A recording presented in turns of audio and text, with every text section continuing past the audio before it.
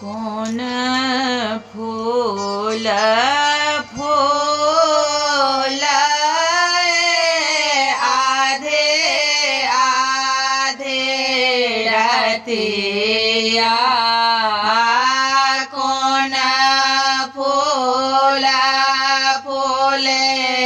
भेना सारा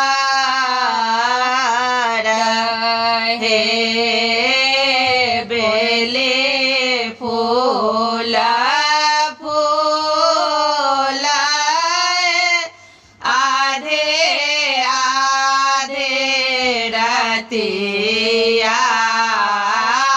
चंपा फूल फूल भेना सारा हे घर पछुआर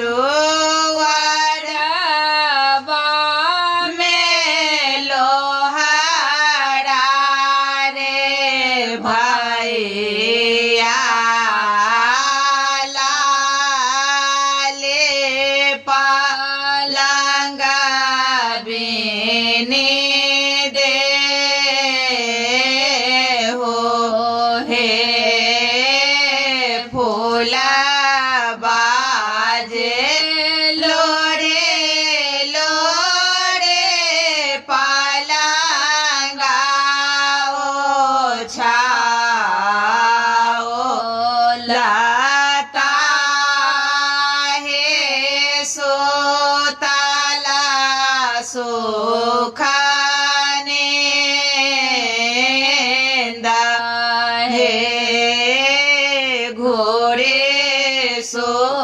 तो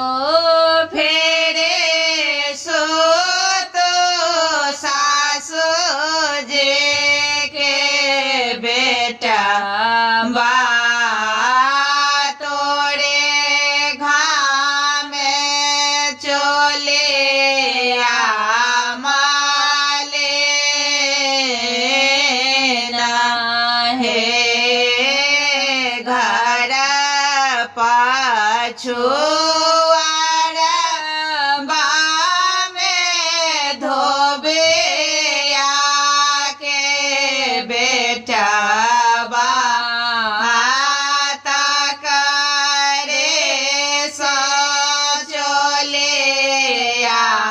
धोया हे धोबे के बेटा पिया बड़ा रंगड़ा से चले मासोरे रसाले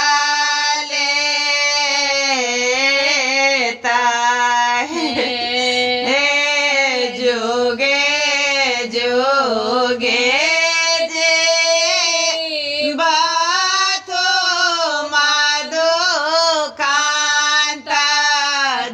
la